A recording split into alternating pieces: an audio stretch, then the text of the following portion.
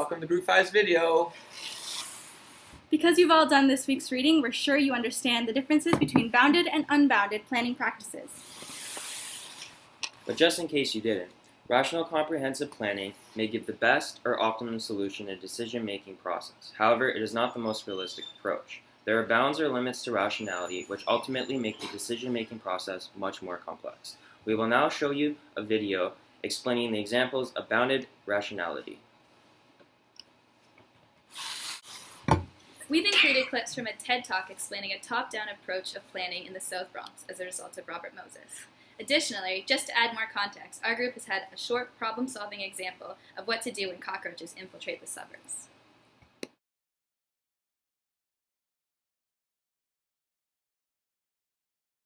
That's because most people with decision-making powers in both the public and the private sector really don't feel as though they're in danger. In this situation, there is one decision maker. This person works alone, has a well-defined problem, and has all the necessary information needed to find a solution. There are no outside influences, no need to settle for anything less than what the single decision maker perceives to be the optimal solution. Cockroaches have infested the suburbs. Since I'm the man in charge here, this calls for one thing: Operation Detonation.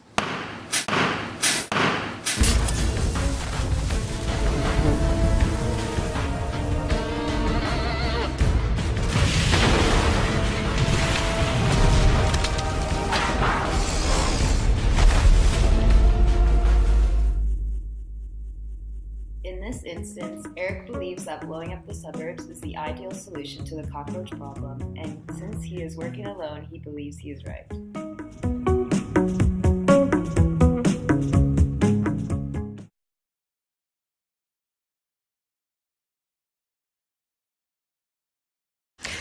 Environmental justice, for those of you who may not be familiar with the term, goes something like this.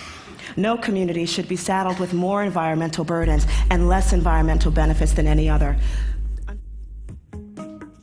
This situation presents an environment in which the decision maker begins to feel the pressure of outside influences. In our case, Eric is approached by an influential member of the community he is planning on blowing up.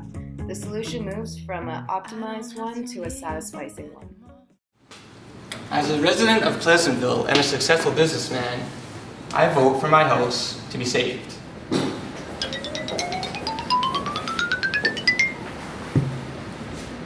Trevor owns a convenience store. Fine, this house can stay. The rest, gone. Sounds good. In our case, Eric agrees to save Trevor's house, but to move on with the rest of his plan. His solution is no longer one that he believes is optimal, but one that satisfies the situation.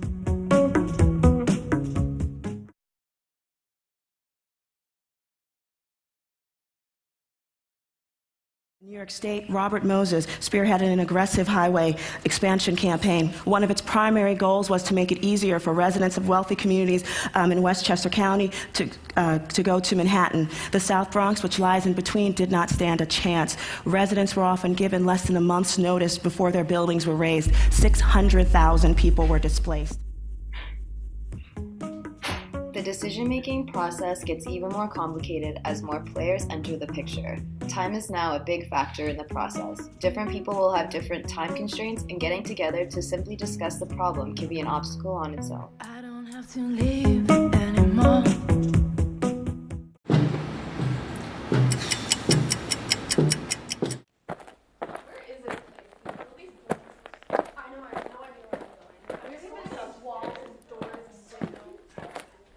Hey, this is a really nice view. You ready? Where is everybody? Here, Eric and Trevor are at the public meeting waiting for the other participants as they try to simply find the location of the meeting.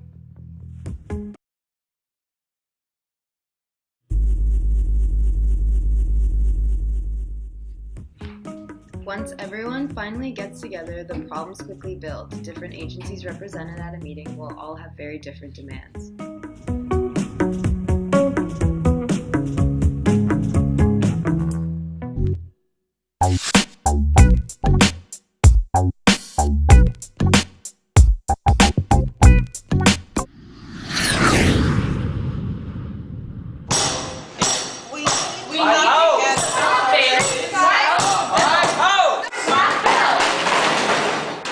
Public meetings are the biggest waste of time. In our meeting, the various representatives are all trying to get their own points across while the moderator is unsuccessful in keeping things on track.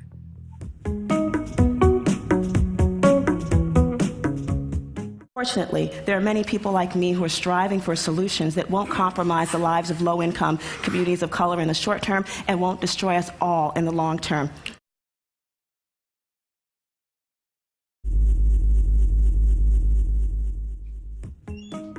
With so many views in play, it is impossible for all of the members to have an equal influence on the final decision. The members present at a meeting with the least power will have the smallest effect on the outcome.